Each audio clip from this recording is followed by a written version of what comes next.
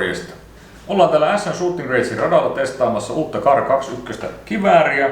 Tultiin tänne sen takia, että tämä on pääkaupunkiseudun ainoa sisärata, missä pystytään ampumaan 50 metriin kivääreillä sisällä. Niin päästiin kätevästi kokeilemaan tätä. Tämä on tosiaan Ensio Firearmsin uusi kivääri, mikä on tulossa markkinoille, ja sitä ollaan nyt testaamassa. Hetken päästä lisää materiaalia tuota radan puolelta. Ja nyt kokeillaan ihan ensimmäistä kertaa tämän ensireaktio. Mä en ole kertaakaan koskenut tähän aseeseen aikaisemmin. Katsotaan semmonen kylmiltään, miltä se ase tuntuu. Ja sovittiin tuossa, että mun rooli tulee olemaan tämän ase-esittelyn osalta se, mä kerron vähän niin urheiluammunnan näkökulmasta, miten tämä laite sopii toiminta-ammuntaan, ja he kertoo sitten omista näkökulmistaan. Ruvetaan katsomaan, mitenkä Kar 21, miltä se tuntuu ja soveltuisiko se mun mielestä toiminta-ammuntaan.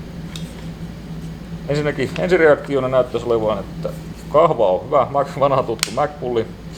Moe, joka mulla on muissakin aseissa. Noin. Varmasti löytyy molemmilta puolilta. Piritin tappi on vasemmalla puolella.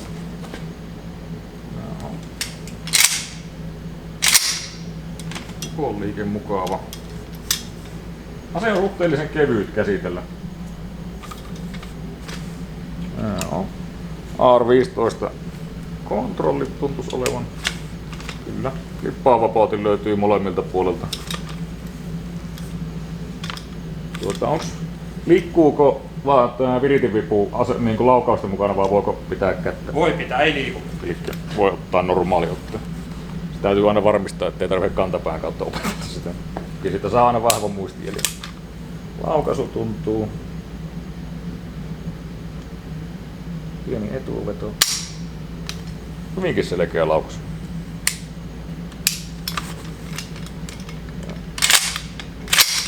Resetti. Hyvin lyhyt ja selkeä. Laukaisu tuntuu erittäinkin hyvältä. Hyvä. Sitten lähdetään ampumaan ja testaamaan, miten tämä toimii käytännössä.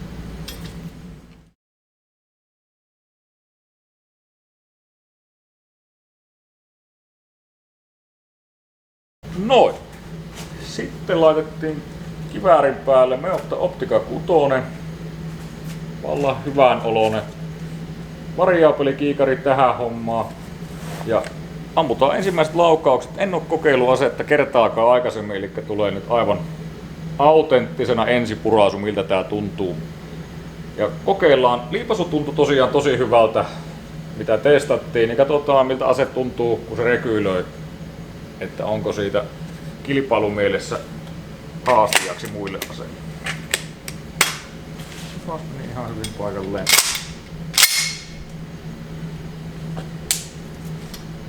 Kokeillaan pari paukkua.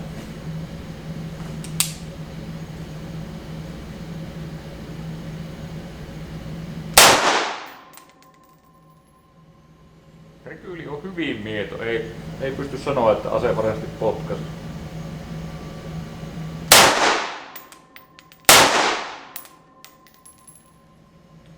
Hieman nousee rekyylistä taulun yläpuolelle, mutta uskoisin, että tuplatkin onnistuu sangen nopeasti. Kokeillaan.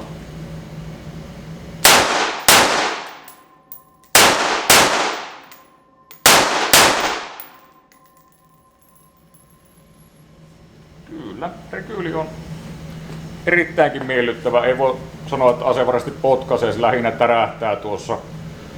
Nuo kaksi laukausta tai tuplat mitä tuossa ammuttiin, niin molemmat pysyy SR-taulun A-alueella. Etäisyyttä on tää pikkasen vaille 50 metriä tällä hetkellä. Olen vakuuttunut aseen kyvystä. Haluan ampua vielä pari lisää.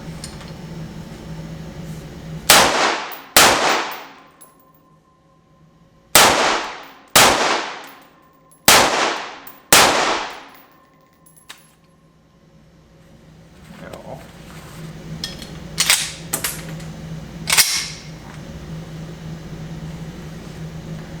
Kyllä, tästä kisalaitteessa.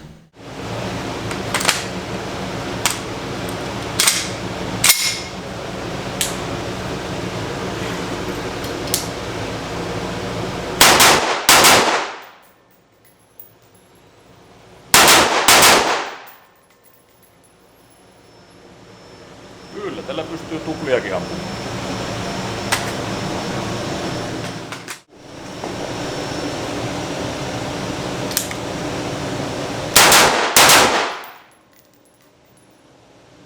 Ei oo oikeesti huono.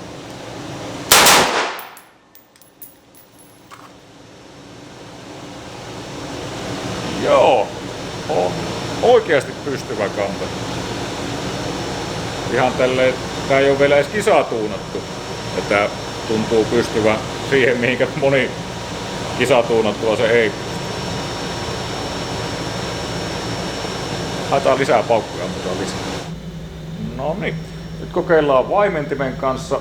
Tuo vaimenin ei ole ihan tähän optimaalinen, mutta kokeillaan miltä tää tuntuu ampua vaimentimen kanssa.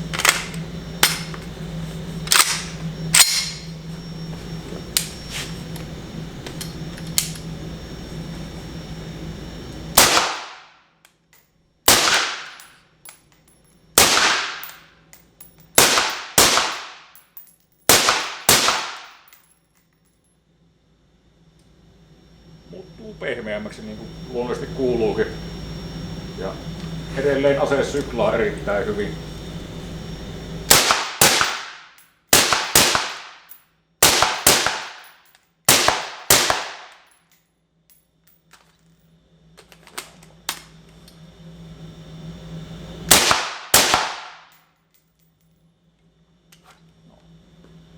Erittäin miellyttävää ampua myöskin vaimentimen kanssa. Okei, kokeillaan vähän liikkeestä.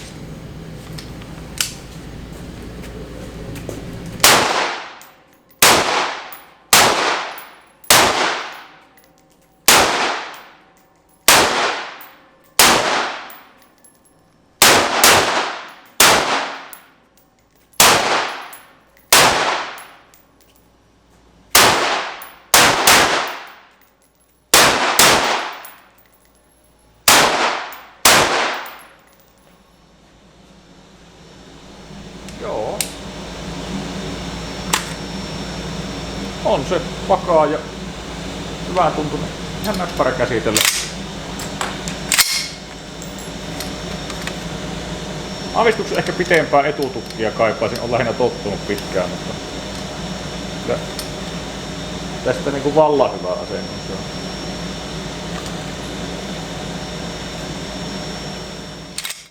Ja yhtenä erittäin mielenkiintoisena piirteinä tästä aseesta voidaan myöskin mainita, että tämä on vaihtokaliberiase. Eli tähän on hyvinkin nopeasti vaihdettavissa piippu, lukko, lipassola ja jotenkin lippaat ja muut vastaavat. Tästä saadaan tehtyä 308.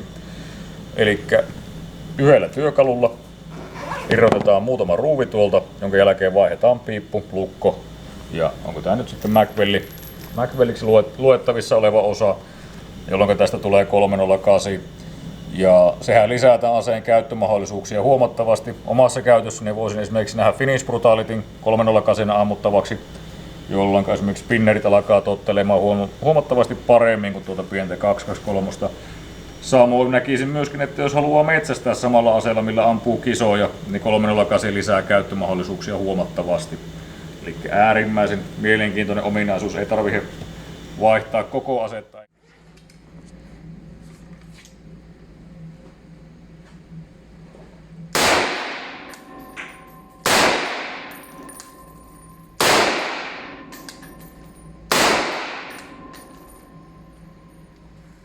Sangen miellyttävää ampua 308. Pikkasen rekylöi kello 2, mutta ei mitenkään häiritsevissä määrin. Hyvinkin siedettävissä oleva rekyli. Kyllä. No, kokeillaan vielä äänenvaimentimen kanssa.